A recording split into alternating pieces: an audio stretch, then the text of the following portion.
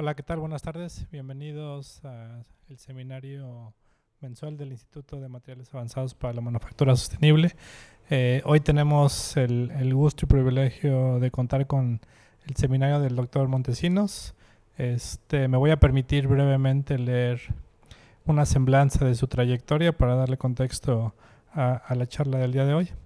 El doctor Luis Montesinos obtuvo su título de Ingeniería en Electrónica y Comunicaciones por el Tecnológico de Monterrey, una maestría en Procesamiento de Imagen e Inteligencia Artificial por el IMT Atlantic en Francia y un doctorado en Ingeniería Biomédica por la Universidad de Warwick en Reino Unido. Además, ha realizado cursos de especialización en desarrollo de dispositivos médicos, ciencia de datos e inteligencia artificial aplicada a la medicina. El doctor Montesinos es miembro del Sistema Nacional de Investigadores Nivel 1 de la Secretaría de Ciencias, Humanidades, Tecnología e Innovación aquí en México, y también es Senior Member of the Institute of Electrical and Electronic Engineering, IEEE. Su investigación se centra en la salud inteligente, la sostenibilidad en el sector salud y la seguridad ocupacional impulsada por tecnología. Finalmente, comentarles que el doctor Montesinos tiene una larga trayectoria científica que lo avala con más de 40 publicaciones científicas y revisor habitual de las revistas de gran prestigio como Biomedical Signal Processing and Control, The Journal of Biomedical and Health Informatics, entre otras. Evidentemente, él es un investigador actualmente en el Instituto de Materiales Avanzados, y sin más les he dado la palabra para que nos comparta su investigación para el día de hoy. Muchas gracias, doctor Montesinos. Al contrario, muchas gracias, doctor, por la presentación. Bueno, primero que nada les quiero agradecer el hecho de que estén aquí acompañándome en esta presentación, a quienes decidieron, pues entre tantos eventos que hay en el campus, estar en este. Y por otra parte, pues a quienes nos acompañan a través del streaming, pues también muchas gracias por darse el tiempo de conectarse. Es un privilegio, es un honor para mí que estén aquí. No sé si lo apagué.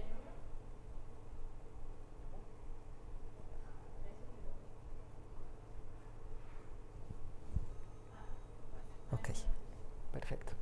Bueno. En el seminario que preparé para el día de hoy, de lo que les quiero hablar en términos generales es de la interacción entre tecnologías avanzadas, sustentabilidad y el sector salud, y su aplicación al sector salud, que es parte de lo que estamos haciendo dentro del Instituto de Materiales Avanzados para la Manufactura Sostenible. Y de alguna manera, pues quizás esto puede despertar un poco de curiosidad, dada la naturaleza o el objetivo principal de este Instituto de Investigación del Tecnológico de Monterrey, pues cómo se inserta aquí el cuidado de la salud, la ingeniería, en particular pues lo que se conoce como ingeniería biomédica, las ciencias computacionales, la inteligencia artificial, y cómo esto en realidad sí tiene un impacto directo en términos de sustentabilidad. Ese es mi objetivo. Solo para darles un poco de contexto, bueno, ya me hicieron favor de presentarme, ya no quiero detenerme mucho en esta parte. No es el objetivo de esta diapositiva volverles a hablar de la trayectoria, simplemente quisiera decirles cómo llego aquí, ¿no? Cómo llego a este punto en el que les estoy hablando de estos temas que les comenté. Bueno, yo dentro de la maestría fue cuando empecé a aplicar técnicas y herramientas de la ingeniería a la salud. En particular, me enfoqué en telemedicina para diagnóstico de cáncer cervicouterino.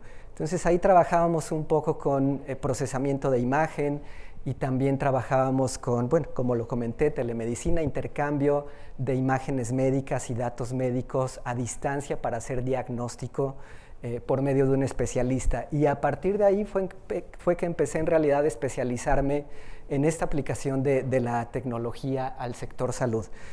Pues lo que me llevó posteriormente, ¿no?, varios años después, a hacer un doctorado en ingeniería biomédica, muy enfocado en el uso de dispositivos vestibles y técnicas de procesamiento de señal y de machine learning aplicadas también a dos cosas en particular: evaluación de la calidad del sueño, evaluación del equilibrio, ¿no? La capacidad de mantenernos de pie, erguidos y evitar caídas, y la relación entre ellos, ¿no? El impacto que tiene uno sobre otro. Y bueno, regresando del doctorado, me incorporo de nuevo al Tecnológico de Monterrey. Prácticamente toda mi carrera la he hecho en el Tecnológico de Monterrey. Me incorporo como profesor, primero pues principalmente haciendo docencia, posteriormente pues soy admitido al modelo de profesor investigador del TEC de Monterrey, y en 2022 recibo la invitación a unirme a este centro, a este instituto, perdón. Y pues honestamente mi primera pregunta fue, ok, ¿y yo qué puedo aportar a esto, ¿no? El punto en particular es que la unidad de investigación a la que yo pertenezco no está enfocada propiamente en materiales o en manufactura sostenible, sino en tecnologías habilitadoras para estos temas en distintas industrias, ¿no? Tenemos un espectro bastante amplio de aplicación en el instituto. Entonces, esta unidad pues está enfocada en estas tecnologías habilitadoras. Este es el equipo que compone actualmente la unidad, y entre todos pues hacemos un conjunto de conocimiento de distintos conceptos, técnicas, dominios y demás en distintas áreas, ¿no? Algo transversal pues es la inteligencia artificial y sus distintas aplicaciones o particularidades, pero aplicado también al control y la automatización, los sistemas ciberfísicos, la energía, el modelado y diseño de sistemas, y en particular pues yo enfocado, yo y no solo, también otros colegas participando en proyectos aplicados al sector salud, para proveer distintas soluciones en distintas industrias, por supuesto incluida también la industria manufacturera, ¿no? Pero bueno, otra de las aplicaciones que encontramos por ahí es la industria del cuidado médico o el cuidado de la salud. En particular les quiero hablar de, digamos, principalmente tres áreas, ¿no? Smart Healthcare, Sustainable Healthcare y Technology Enabled Occupational Health and Safety. Y no lo quiero dejar de lado también, tenemos también trabajo en educación, formación de nuevos recursos humanos que sepan utilizar estas nuevas técnicas en contextos en el sector y la industria de la salud, de los dispositivos médicos, etcétera, ¿no? Entonces, de cada una, pero antes de brincar a eso, pues nuestro marco de referencia, ¿no? Cómo tocamos base sobre cómo impacta lo que estamos haciendo en términos de desarrollo sostenible, pues son los Objetivos de Desarrollo Sostenible de la Organización de las Naciones Unidas, ¿no? Y voy a ir resaltando pues en cuáles tenemos impacto con cada una de las áreas, ¿no? De cada una de las áreas comenzaré por salud inteligente, digamos, ¿no? Por traducirlo de alguna manera. Comenzaré por aquí, les voy a dar un contexto muy general de qué va esto y algunos ejemplos de algunos de los proyectos que tenemos en cada una de ellas, simplemente para pues, transmitirles un poco de qué va cada una de ellas, ¿no? Cómo se pueden aplicar estas herramientas. Ofrezco una disculpa de antemano si no doy como demasiados detalles técnicos, es así por la naturaleza de este seminario, porque va dirigida a una audiencia pues más amplia, no necesariamente especialista en estos temas. Si hubiera alguna pregunta ya más específica, con todo gusto la puedo responder a finales de la presentación. Bueno, esta área en particular es la incorporación o es un enfoque, ¿no? Que busca incorporar distintas tecnologías, incluidas, por ejemplo, los dispositivos vestibles, ¿no? Como los relojes inteligentes que hoy día pues mucha gente utiliza. Incorpora inteligencia artificial, herramientas de procesamiento de datos en la nube y otras tecnologías como el Internet de las cosas médicas para ofrecer servicios de salud. ¿Cuáles son los potenciales beneficios que esto podría tener? Por una parte, pues esto pudiera permitir un monitoreo continuo y en tiempo real de la salud de las personas, ¿no? Algo que puede dar mayor información que simplemente tener mediciones en puntos específicos a lo largo del tiempo. Permitiría también o potencialmente detectar enfermedades, condiciones médicas de manera temprana, hacer atención remota, dar diagnósticos pero basados en datos, y pues de alguna manera puede llegar incluso a ampliar el acceso a la salud, pensando en términos, por ejemplo, de telemedicina y este tipo de estrategias, ¿no?, para ofrecer servicios de salud.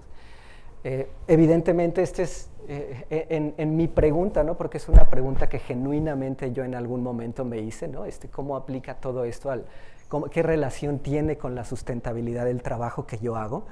Pues la respuesta natural es esta, ¿no?, en términos de salud y bienestar. Esto es como lo más obvio, y evidentemente van a haber más enfoque de mi trabajo en esto por mi background, pero pues veremos también otras aplicaciones, ¿no?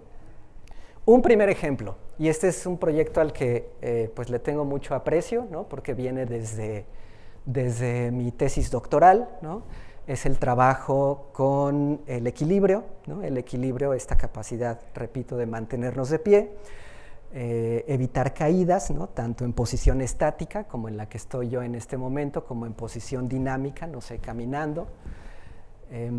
Pues es una habilidad, ¿no?, para la que necesitamos utilizar distintos sistemas fisiológicos, ¿no?, distintos sistemas del cuerpo humano. Recibimos información sensorial, ¿no?, ya sea visual, propioceptiva, también recibimos información del sistema vestibular, ¿no?, la integramos en el cerebro, y eso nos permite controlar nuestra postura y nuestros movimientos para mantenernos de pie. Ese es digamos, el contexto general.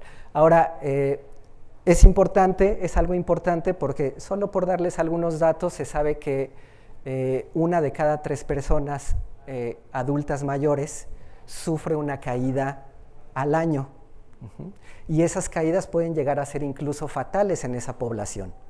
Evidentemente no es la única población que puede sufrir este tipo de problemas del equilibrio, pero es la que por el deterioro natural, ¿no?, de los sistemas involucrados en el control del equilibrio, pues lo sufre en gran medida, ¿no?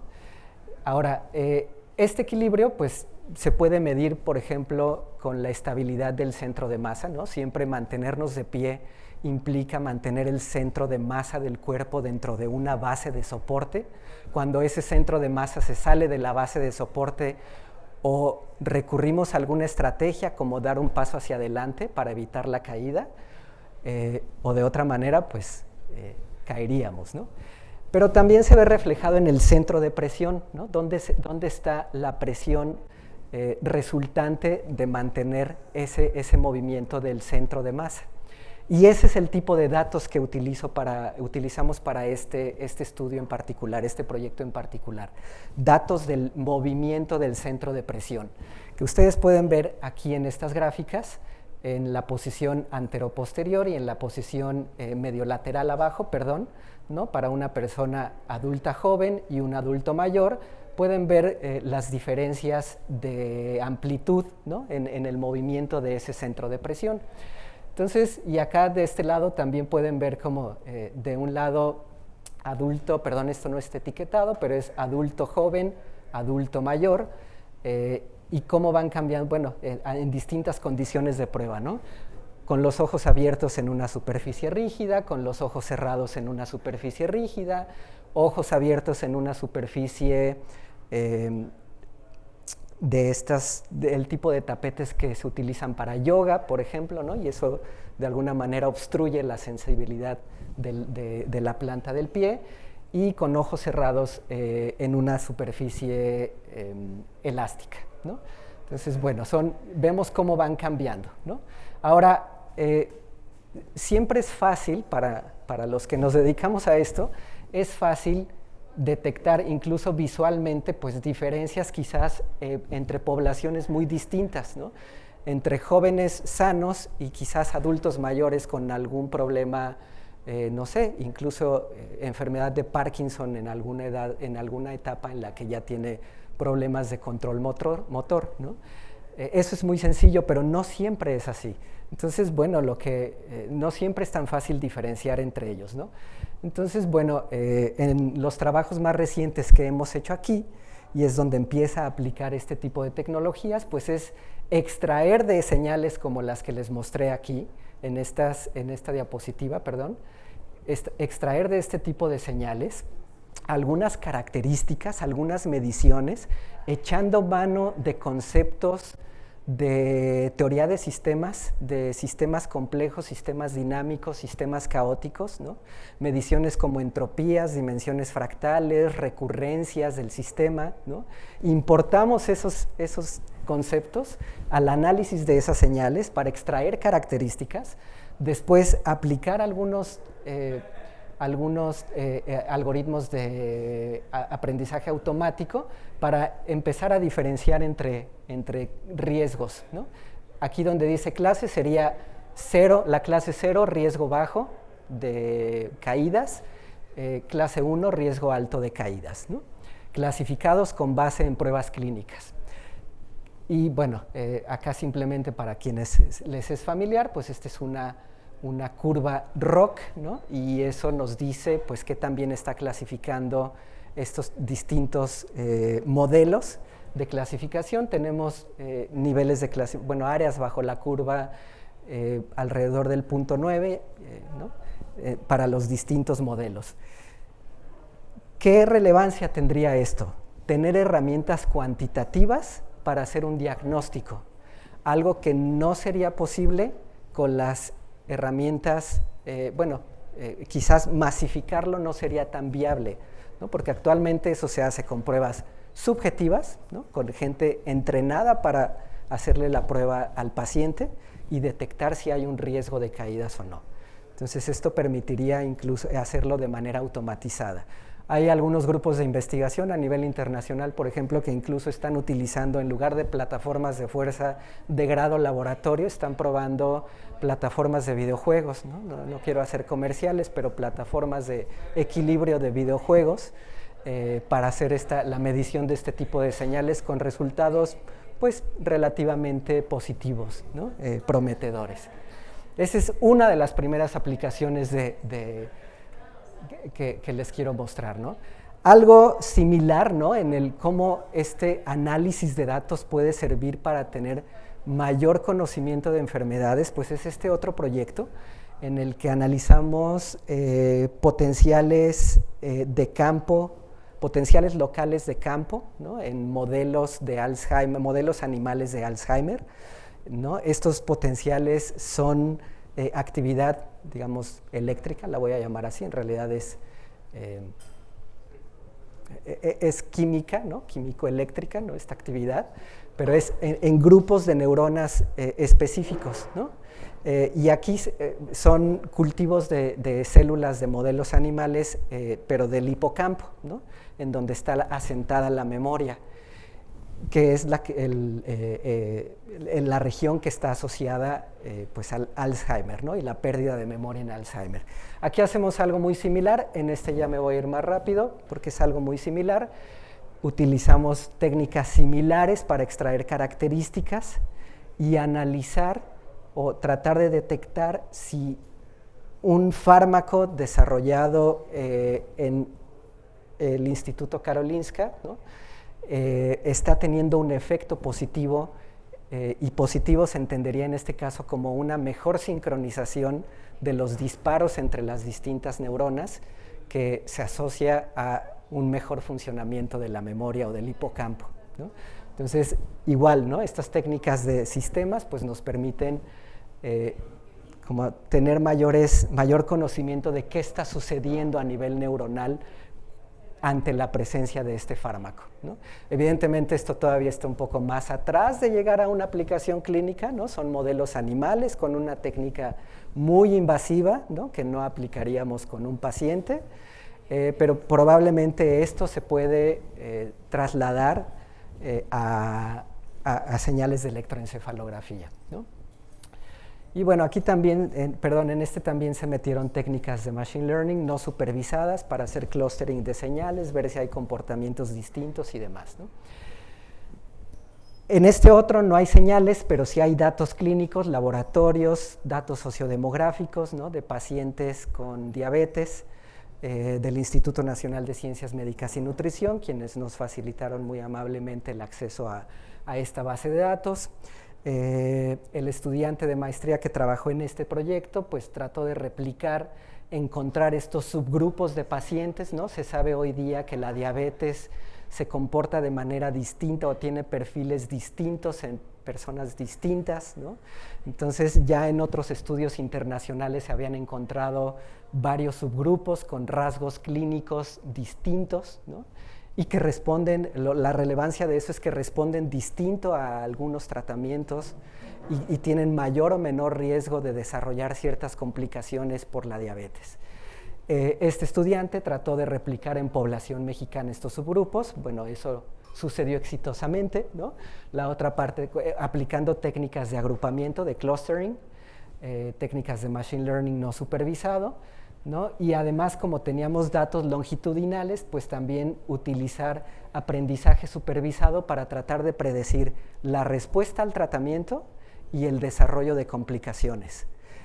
Igual, ¿no? De la misma manera, pues se hacen entrenamiento de distintos modelos, evaluación, como es el pipeline tradicional en un proyecto de Machine Learning, y pues también con áreas bajo la curva para la predicción de la respuesta al tratamiento, igual alrededor de 0.9, ¿no? Algunas de ellas, algunos modelos arriba de eso, y para predicción de complicaciones, quizás menos prometedor, ¿no? Pero con áreas bajo la curva de 0.85, alrededor de eso, ¿no? Depende un poco de la complicación.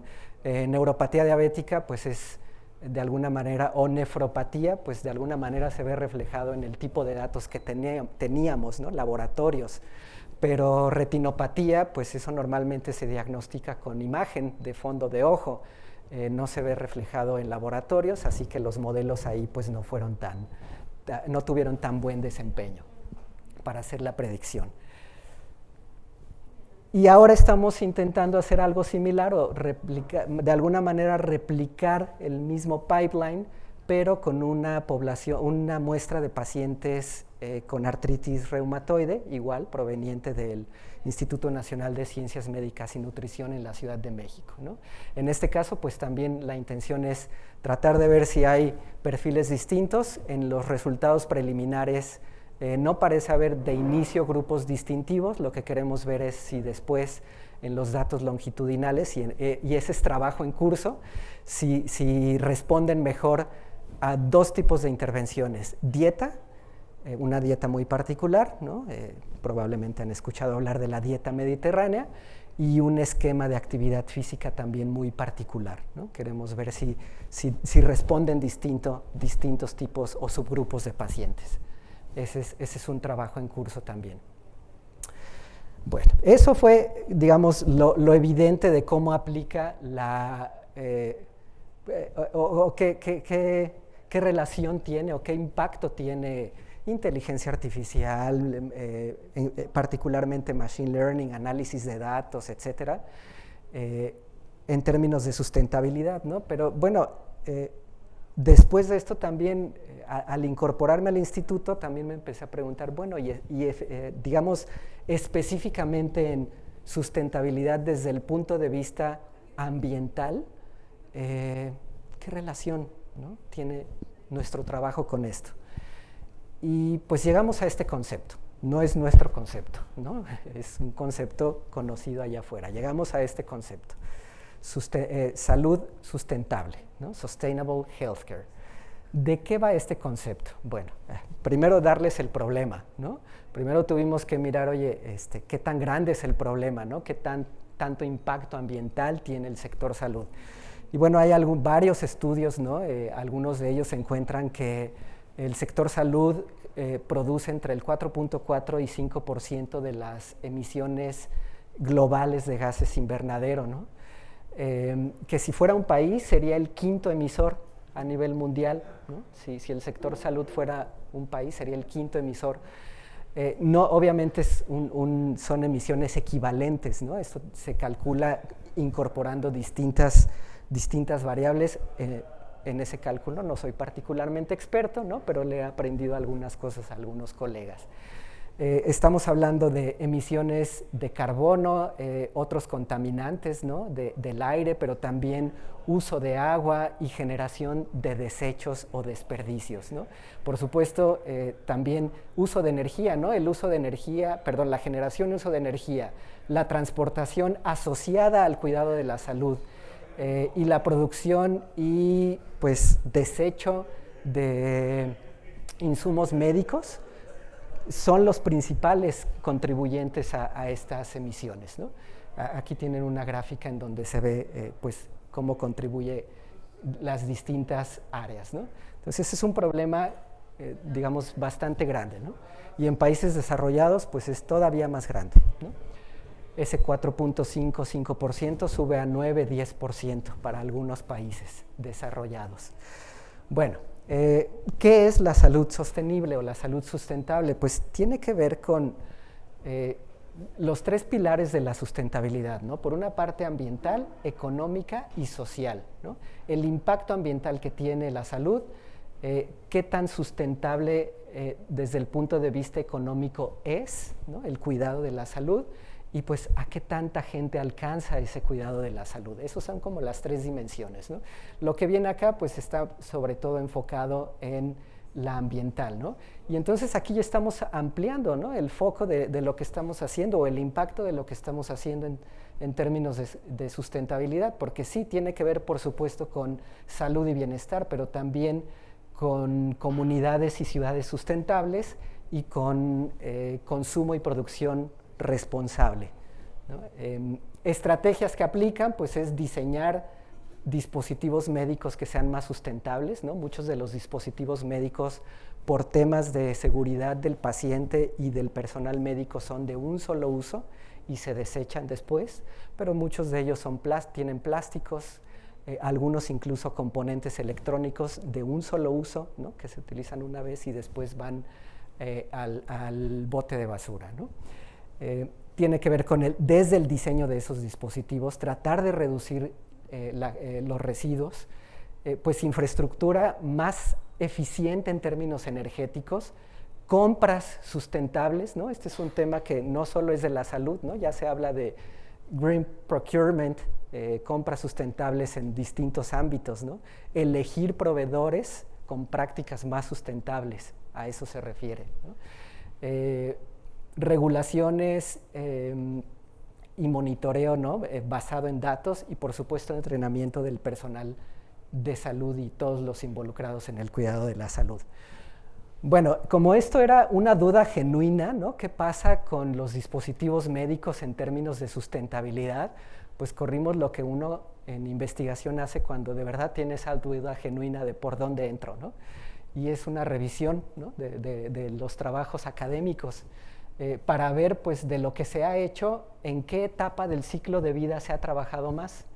Y lo que encontramos aquí básicamente es que pues, han hecho muchos esfuerzos por diseño, o bueno, relativamente muchos, o de los esfuerzos que se han hecho, lo que más se ha trabajado es en diseño de dispositivos sustentables, ¿no? Esto significa elección de materiales que tengan un impacto ambiental menor, que sean más eficientes en términos de consumo de energía. También se han hecho trabajos en la manufactura, ¿no? Procesos de producción de esos dispositivos que, por ejemplo, requieran de menor uso de agua, de menor uso de energía, que produzcan menos emisiones, en fin. En el uso, ¿no? Y ahí pues puede ir desde cómo ahorro energía mientras uso algún dispositivo médico, ¿no? En la práctica clínica, pero muy poco en el final de la vida del dispositivo médico, ¿no? O sea, después de que se diseñó, se manufacturó, se utilizó en el hospital o en la clínica, pues después no hay mucho más, ¿no? Y esa es la gran preocupación, ¿no? Afortunadamente se comienzan a ver a nivel mundial algunos esfuerzos por cambiar esa situación, ¿no? En el mismo año en que nosotros estábamos publicando esa revisión, el Departamento de Salud y Cuidado Social del Reino Unido estaba publicando un documento regulatorio, ¿no? Es un policy paper, en donde dicen, ¿no? Que al 2045 quieren transitar, ¿no?, o moverse a el uso, al menor uso posible, y vean que dice por aquí avoidable single-use medtech, es decir, habrá algunos que no se puedan evitar, ¿no? La seguridad del paciente siempre es un valor primordial en este caso, pero aquellos que se puedan utilizar, pues trataremos de no utilizarlos, ¿no? Incorporarnos a un sistema más circular, menos lineal, más circular. Y esto, ya a título personal les diré, ¿no? Cuando hemos hablado de esto con colegas médicos, ¿no?, la primera reacción es: eso es imposible, ¿no? Primero está la salud del paciente, la seguridad del paciente, ¿no?, evitar infecciones, ¿no? Y estamos completamente de acuerdo. Nosotros no estamos hablando de eso. Ellos, ¿no?, el Reino Unido a nivel país, y nosotros como grupo no estamos hablando de poner en riesgo la seguridad del paciente. Eso ante todo está antes de todo, ¿no? Se seguirán cuidando, la idea es seguir cuidando la calidad de la atención, la eficacia de la intervención y la seguridad en esta intervención, pero probablemente, ellos lo dicen en este documento, esto va a detonar una industria, innovación en una industria de dispositivos médicos. Porque no se trata de reutilizar o necesariamente de reutilizar el que hoy comercialmente está en el mercado. Se trata de transitar hacia dispositivos que no sean de un solo uso, ¿no?, de alguna manera, ¿no? Y ahí es donde entra la investigación y la innovación. Están hablando de lo que vemos aquí, ¿no? Reparar, ¿no?, dentro de el hospital, si es posible. Quien provee, pues a lo mejor reutilizar algunos de esos, si están listos para esos, ¿no? Hay algunos trabajos académicos que hacen evaluaciones muy serias, muy formales, sobre procesos de desinfección, y ver si con ese proceso de desinfección se cumple con los estándares internacionales de inocuidad para volver a utilizar ese dispositivo médico, ¿no? O sea, no se trata de empezar a reutilizarlos mañana, sino basados en evidencia, ¿no? Eso también me lleva a decir, eso no está en mi cancha, ¿no?, como ingeniero electrónico biomédico, ¿no?, sino quizás más bien de los químicos, pero procesos de desinfección que permitan alcanzar ese nivel de inocuidad, ¿no? Remanufacturar, ¿no?, utilizar partes de un dispositivo que se desecha para manufacturar quizás otro dispositivo de menor riesgo, o reciclar algunas de esas partes, ¿no? Esa es la idea general, para evitar en la medida de lo posible que vayan a vertederos o a incineración. Bueno, nosotros, digamos, ahí no me quiero meter. Estamos explorando la posibilidad ahí de empezar con trabajos ahí con estudiantes para hacer rediseño de algunos dispositivos que hemos detectado que cuando nosotros los vemos decimos, ¿de verdad esto se va después de un uso a la basura? ¿No podría solamente irse parte de este dispositivo y otra parte reutilizarse? Entonces son preguntas de investigación, ¿no? No quiero decir que sí, son preguntas de investigación. Pero quisimos ver primero qué estaba pasando en nuestros hospitales, porque la mayoría de los datos son de otros países, ¿no? Quisimos ver qué estaba pasando en nuestros hospitales. Y nos quisimos meter con algunos colegas del campus Ciudad de México a los quirófanos, porque también encontramos que son de las áreas del hospital de las que más producen desechos, ¿no? Bueno, en general de las que más impacto tiene, ¿no? Un quirófano utiliza 6 veces más energía por unidad de área que otras áreas del hospital, ¿no? Generan entre el 20 y el 33% de los desechos del hospital, y pues generan además gases de efecto invernadero porque son por el uso de gases anestésicos, ¿no? En particular nosotros nos estamos enfocando en desechos, ¿no?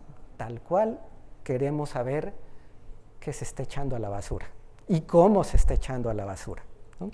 Porque no solo hay regulaciones, por supuesto, ¿no? No somos ajenos a ellas, sabemos de las regulaciones en la disposición de estos desechos, pero queremos ver qué tanto nos estamos apegando a ellos, cuál es el volumen, qué de ahí se podría quizás rescatar para reprocesar o para reciclar más que reprocesar, ¿no? Realmente queremos saber qué hay en nuestra basura, ¿no? Y entonces, pues igual, ¿no? Con un grupo de estudiantes, como prácticamente todos estos proyectos, pues corrimos un proceso desde revisar no solo literatura, sino regulaciones nacionales e internacionales en este ámbito, ¿no? Desechos hospitalarios. También hicimos algunas entrevistas con profesionales de la salud para conocer más sobre las prácticas, ¿no? ¿Quién lo hace? ¿Los entrenan? ¿No los entrenan? Hicimos una simulación en el Centro de Simulación Clínica del Campus Ciudad de México. Corrimos una simulación pues, con los colegas de medicina, ¿no? De una cirugía, evidentemente sin paciente, pero o sea, como digamos, haciendo todo el protocolo de limpieza, de uso del equipo, de uso del instrumental, los insumos, etcétera, para más o menos tener una idea de qué es lo que va a la basura. Y pues también el diseño y piloteamos una encuesta, ¿no? Tenemos apenas datos preliminares con una población muy pequeñita, una muestra muy pequeñita. Solamente fue para pilotear, ¿no? Que nos dieran retroalimentación de esa encuesta. Y bueno, estamos buscando ahora con hospitales públicos privados, ¿no? Tocando puertas, por ahí con un par la conversación va un poco mejor, ¿no? Sin embargo, bueno, entran luego, obviamente, departamentos legales, ¿no? Hay mucho que cuidar en este proyecto, en ese sentido. Entonces, pues estamos justo en pláticas para validar este manual de procedimientos que surge de esta experiencia y esta guía visual para tratar de hacer, por una parte, una mejor separación, que se vaya menos a la incineración, cosas que no se deberían ir quizás, ¿no? Cuando digo que se vaya menos, no quiero decir algo que está contaminado con sangre, no, eso se tiene que ir a incinerar, ¿no? Pero a veces uno se encuentra cosas que no necesariamente tendrían que estar en los RPBI, ¿no? Y que se están yendo ahí, y eso implica dinero para el hospital, más dinero para el hospital por los servicios de recolección e incineración de esto y emisiones, ¿no? Entonces, bueno, este es también un trabajo en proceso. Finalmente, porque quiero dejar un poco de espacio para el tiempo, bueno, no es finalmente, pero iré más rápido aquí, ya verán, porque son los trabajos más nuevos, ¿no? El término de salud ocupacional, pues no es nuevo, ¿no? Lleva varias décadas circulando.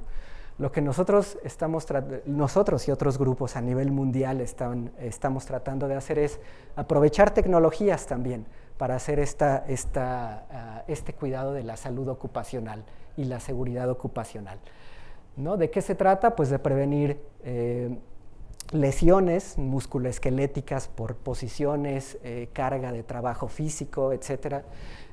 Evitar estrés, ¿no? Saben que hay una norma oficial mexicana en torno a esto y hay normas internacionales en torno a esto, ¿no? Y más o menos las tecnologías son las mismas de las que hemos estado hablando. Dispositivos vestibles, visión computacional e inteligencia artificial, también monitoreo de condiciones ambientales, ¿por qué no? E incluso uso de herramientas como la realidad mixta, ¿no? Para apoyar el trabajo. Y pues en general esto es para evaluar la ergonomía y la carga de trabajo tanto física como mental de las personas en el trabajo, quizás específicamente en el ambiente de manufactura, ¿no? Y aquí estamos hablando no solo de salud y bienestar, sino también de trabajo decente, ¿no? Aquí, pues, anticipo, ¿no? De esto vamos a empezar a correr la próxima semana, ¿no? Un pequeño piloto en el Campus Ciudad de México, en una línea de producción simulada. La idea de este piloto, pues como en cualquier piloto, es ver si la metodología que pretendemos utilizar después es la adecuada, ¿no? No esperamos tener como resultados reveladores de esto, simplemente es correr un piloto, ver si la metodología es adecuada, pero la intención es que en una línea de producción simulada, en donde las distintas estaciones de trabajo tienen distintos niveles de estrés físico y cognitivo, y además en una de ellas se pueden regular las condiciones ambientales como la humedad y la temperatura, si eso tiene impacto, bueno, ¿qué impacto tiene eso en variables fisiológicas y cómo correlacionan estas con la percepción subjetiva de la carga de trabajo, física y mental, ¿no? Esa es la idea. Esta es una propuesta pues, que tenemos en marcha, ¿no? Quiero mencionar muy brevemente una colaboración que tenemos con la Universidad Tecnológica de Centroamérica en Honduras, ¿no? Nos invitaron a participar en este trabajo de titulación, bueno, y aquí también otro trabajo, es con agricultores de café, ¿no? Que hacen el trabajo manualmente, es principalmente evaluación ergonómica y mejora del desempeño, de la productividad, ¿no? Entonces es una combinación. Nuestros colegas de aquella universidad son especialistas en ingeniería industrial, entonces, bueno, tienen también gente de ergonomía, por supuesto, especialista en diseño del trabajo, pero nosotros también complementamos un poco esa parte de ergonomía, ¿no? Entonces ahí el objetivo es justo analizar el estatus actual y proponer mejoras para tanto la productividad como la ergonomía de ese proceso. Y en este otro trabajo, pues es el uso de redes neuronales convolucionales para hacer un análisis automático de la postura. Eso. Ahora sí, finalmente, ya casi terminamos. Simplemente decir que pues también tenemos ahí algunos trabajos en términos de educación, ¿no? Cómo educar a las nuevas generaciones, en particular de ingenieros biomédicos y médicos, ¿no? Para esta transición hacia pues a los nuevos retos, básicamente los nuevos retos, ¿no? Sistemas de salud que siempre han sido muy complejos, pero ahora pues se le añaden variables, ¿no? Y ahora además tienes que cuidar la sustentabilidad, ¿no? Ya no solo esos valores primordiales, ¿no? De la calidad, la eficacia y la seguridad en la atención, sino también la sustentabilidad. Entonces, ¿cómo irlos educando, ¿no? Y en este caso, en el primer proyecto, pues muy brevemente, simplemente introducir a estudiantes de biomédica a herramientas de manufactura esbelta para que sean capaces de trabajar en equipos, no por sí solos, pero en equipos de especialistas, ¿no? Distintos especialistas para mejorar la eficiencia de algunos procesos de atención médica, ¿no? Y esto permite dar servicio a más personas y también reducir potencialmente los recursos utilizados. Y una segunda área que quiero mencionar pues es simplemente el uso de realidad extendida para hacer entrenamiento de, aquí en particular, pues profesionistas de la salud, ¿no? En alguna técnica quirúrgica, en el uso de algún instrumental, ¿no? Aquí pues lo que nosotros hacemos es principalmente desarrollar interfaces con ambientes de realidad, interfaces para interactuar con ambientes de realidad virtual, ¿no? Ya sea basadas en guantes, ¿no? Wearables, o también en visión computacional. Ese es más o menos lo que esto trata de ejemplificar. Y bueno, simplemente para cerrar, para no ser repetitivo con estos 4 temas de los que hablé en esta charla, pues más que esto, ¿no? Esto posteriormente lo pueden ver en el video, pero quisiera más bien resaltar como cierre, que si se dan cuenta, esto requiere de grupos de trabajo interdisciplinarios y de colaboración. Simplemente como ejemplo, en esos proyectos que acabo de presentar han participado por lo menos, si no es que, perdón si lo hice, dejé a algunas personas fuera, omití, ¿no? Por error a algunas personas, pero han participado muchas personas, ¿no? Evidentemente cuando he estado diciendo nosotros trabajamos, nosotros hemos hecho, nosotros, pues es todo este grupo, ¿no? Estudiantes, colegas del mismo Tecnológico de Monterrey, colegas en otras instituciones académicas, colegas en la industria que más bien a título personal, ¿no? Participan en nuestros proyectos. Entonces, pues simplemente cierro con eso, ¿no? La importancia del trabajo interdisciplinario y pues incluso, como lo dijimos en uno de los proyectos, transdisciplinario, ¿no? Para abordar este complejo mundo del cuidado de la salud. Nuestra trinchera o nuestro expertise está en las tecnologías, ¿no?, habilitadoras de estos procesos, pero nosotros necesitamos interactuar con profesionistas de otras disciplinas, ¿no? Aquí ha habido gente de ingeniería industrial, por supuesto médicos,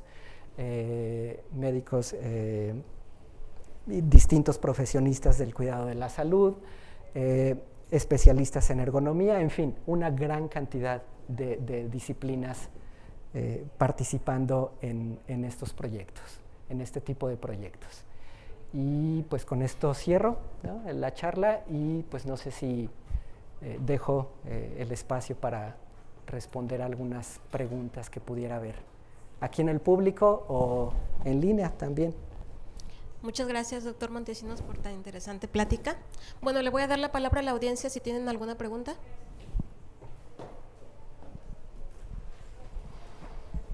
Thank you so much for your talk. I have two questions. One of them is about the brain data.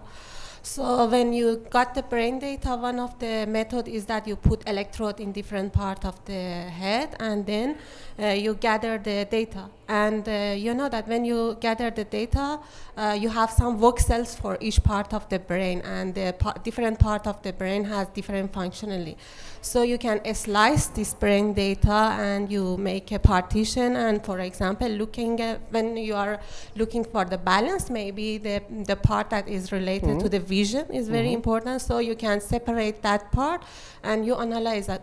I didn't understand when you speak about the oscillation of the brain, did you consider that, or you just got all of the data without separating? And the second question is that, okay, when you have a complex system, you use a clustering method. I want to know that from this clustering method, which kind of information you got for this kind of work? What was the information that you got from clustering? Okay, yep, thank you very much.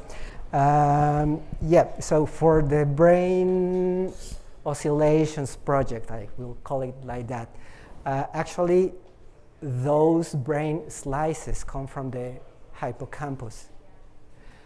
Because that's where, maybe you know more than I do, that's the region of the brain, and that's the organ of the brain where memory is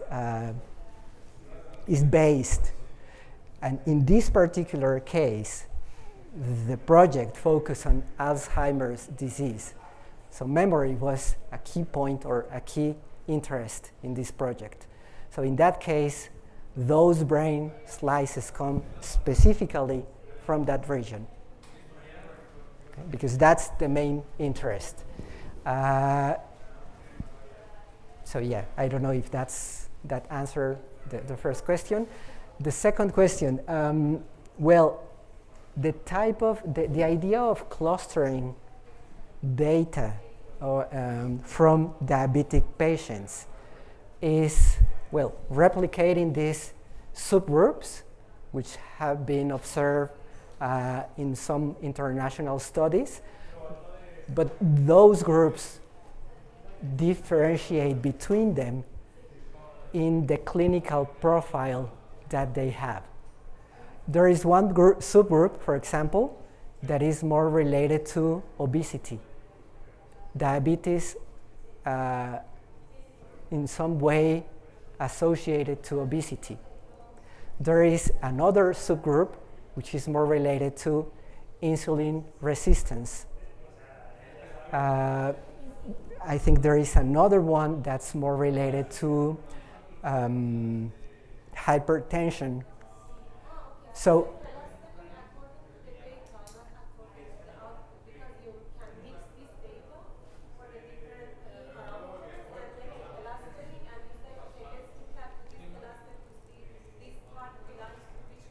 exactly. So the idea here is that we start with the entire data set, and then we apply these clustering methods to find different subgroups.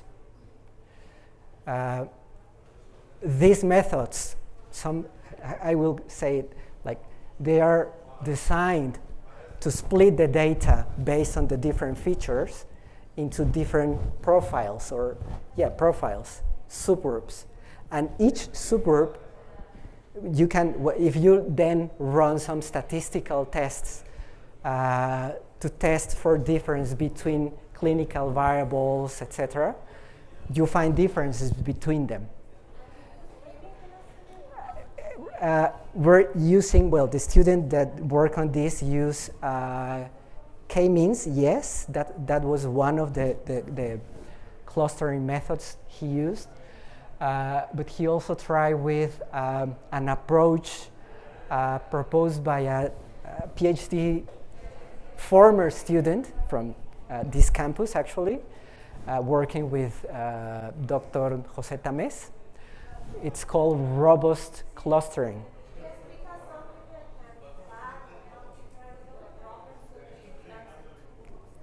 Yeah, exactly.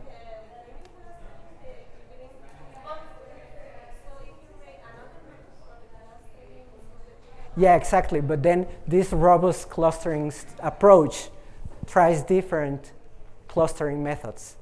And then by voting, defines which is the most probable supergroup to which a specific subject belongs. Huh?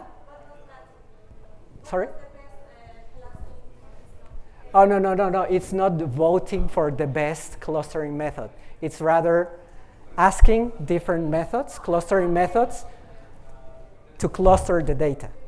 And then voting for each subject in the data set, which is the most frequent subgroup to which this person belongs. And if it's one of them, then this person is most likely associated to this profile. Although it might have some features related to other clusters. You're right, yes. Thank you very much. ¿Qué tal, doctor? Muchas gracias por su plática y se me hizo muy interesante, sobre todo esta parte del uso de dispositivos, bueno, de ver la perspectiva ahora de los dispositivos médicos desde esta cuestión de dejar de hacerlos de que sean de un solo uso, esta cuestión propiamente de sustentabilidad. Entonces, en ese sentido me gustaría nada más preguntar si no han pensado como en esta opción de utilizar para la fabricación de estos dispositivos algunos materiales que tengan ciertas propiedades como por ejemplo antibacterianas o antifúngicas o ambas, que puedan ayudar quizá a prolongar el tiempo en el cual se utilizan y eso pues de alguna manera también, como van en algunos casos pues adheridos al cuerpo dentro de que puedan tener estas propiedades para aumentar ese tiempo de durabilidad. Y evidentemente pues bueno, nos queda clarísimo que en México algo que se necesita hacer mucho es actualizar la normatividad, sobre todo en RPBIs, como bien mencionaba, porque justo muchos de los elementos que se van a RPBIs no necesariamente requerirían hacerlo como bien lo describía, pero justo esta actualización de las normas se vuelve una cuestión un poco complicada porque pues a veces las actualizaciones que tenemos vienen desde inicios de los 2000 y no se cuenta con esa actualización que podría ser muy útil para dispositivos médicos. Y la última cosa que me gustaría comentar tiene que ver con esto que mencionaba de la línea de producción simulada, en donde quieren ver la percepción del trabajador en función de las condiciones de temperatura y demás. También me gustaría mencionar que sería interesante aplicar esta cuestión de normatividad de ergonomía, que justo habla sobre las condiciones en las cuales debería de estar el lugar en donde se realiza el trabajo versus en aquellas condiciones en las que no se cumplen, que tendría que ver con temperatura, humedad, ruido y todo, que haga o que nos haga ver no solamente la importancia de hacerlo de manera correcta el trabajo, sino cumpliendo con la normatividad vigente en México. Sí, claro. Gracias por las preguntas y los comentarios. Respecto a la primera pregunta de los materiales, en realidad, como lo comenté, como quizás notaron, ¿no? Esta primera parte de uso de Machine Learning en salud, pues es la que, por una parte, en la que más cómodo me siento, ¿no? Porque es donde conozco más y la que más hemos estado trabajando durante estos años. La parte de dispositivos sustentables es más nueva, ¿no? Entonces, y además yo no soy un experto en materiales, ¿no? Tengo que decirlo. Pero estamos comenzando. En el punto en el que estamos ahora, literalmente es tratar, ver qué está en nuestra basura, en nuestros hospitales, ¿no? Y hay dos cosas. Esto de los RPBI, por ejemplo, lo que comentaba, no solo es un tema, bueno, por supuesto es un tema de normatividad, pero lo que hemos notado tan solo en las simulaciones y en conversaciones es que por prácticas, más que por normatividad, en realidad por práctica clínica, hay cosas que no deberían echarse al bote de los RPBI, pero si es el que está más cerca, ahí se va, ¿no? Eso ya de entrada, eso es algo que más bien se pudiera abordar desde el punto de vista de entrenamiento, un cambio cultural, algo que no está tan fácil, pero que hay que hacer el esfuerzo, ¿no? Por otra parte, está de lo que sí se va, bueno, quizás realmente estamos sopesando y no creemos que nos vayamos a meter con RPBI, porque finalmente ahí es donde está el riesgo mayor, ¿no? Más bien, tanto para en términos de reciclar o reutilizar o lo que sea, ¿no? Como para hasta los investigadores que trabajen con eso, ¿no? Ahí está el riesgo mayor. Entonces, también ahí nos hemos encontrado algunas trabas, ¿no? Bueno, no trabas, sino como cuestionamientos importantes. No quieren meter la mano en eso, ¿no? En fin, más bien nos estaríamos centrando en otros desechos médicos. Por ejemplo, algo que salió es la ropa quirúrgica, que no es, bueno, alguna es reutilizable, sí la hay lavable, esterilizable, pero al menos en hospitales privados y muy probablemente también en públicos, ¿no? Se está utilizando más bien ropa desechable, hecha de plásticos básicamente, ¿no? Textiles plásticos. Y entonces ahí la pregunta es si no podríamos reutilizar eso, que no está contaminado con sangre, con fluidos, para otros propósitos, ¿no? Aparentemente sí, insisto, yo ahí en eso no soy experto. Entonces ahí más bien he hecho mano de mis colegas del departamento de bioingeniería, ¿no? Y otros colegas de otros departamentos que saben mucho más de materiales que yo. Entonces más bien estamos viendo por ahí, ¿no? Y en qué medida eso podría servir para a lo mejor sustituir el plástico que hoy día tiene algún dispositivo médico, ¿no? O alguna otra cosa, ¿no? Ajá, exacto. Sí. Y sobre normatividad, pues gracias por el comentario. Sí, ese es como siempre un tema importante, ¿no? Nuestra normatividad no necesariamente va a la par, ¿no? La realidad es que, por ejemplo, de ergonomía, pues está la norma oficial mexicana por la Secretaría del Trabajo y Previsión Social, pero igual, por ejemplo, para RPBIs está. Pero es que justo el detalle, nosotros, por ejemplo, aquí en Bioingeniería hemos batallado con esta cuestión de la aplicación de la normatividad, porque hay muchos huecos o muchos espacios en los que no se establece qué sí, qué no debe de ir, nada más dice que tenga esta característica, sin pensar en alguna otra posibilidad, justo como el reutilizar, reciclar o tratar de reducir la generación de esos residuos. Sí, y en el caso de ergonomía igual y está, pero de repente a veces cuando lo ves desde la parte del empleador y le dices, oye, es que tienes que gastar más cantidad de dinero porque tienes que comprar sillas, desde una cuestión muy básica como una silla que es ergonómica, que te va a costar 3 o 4 veces más que una silla que puedes comprar en 200 pesos, pues en realidad eso sí tiene un impacto directo no solamente en la persona que realiza la actividad, sino también en la calidad del trabajo que se realiza. Sí. Entonces, digo, quizá a veces van las dos cosas de la mano, una cuestión de normatividad para mejorar la eficiencia de la persona a la hora de hacer el trabajo y que también sea mucho más cómodo y fácil hacerlo. Sí. De acuerdo. Muchas gracias por los comentarios. Ok, bueno, pues le damos las gracias al doctor Montesinos por su plática tan interesante acerca de este tema. Gracias a ustedes. De nuevo, muchas gracias por darse el tiempo de acompañarme en este seminario. Gracias. Y antes de que se retiren, les pedimos por favor si pueden bajar para acompañarnos a una foto.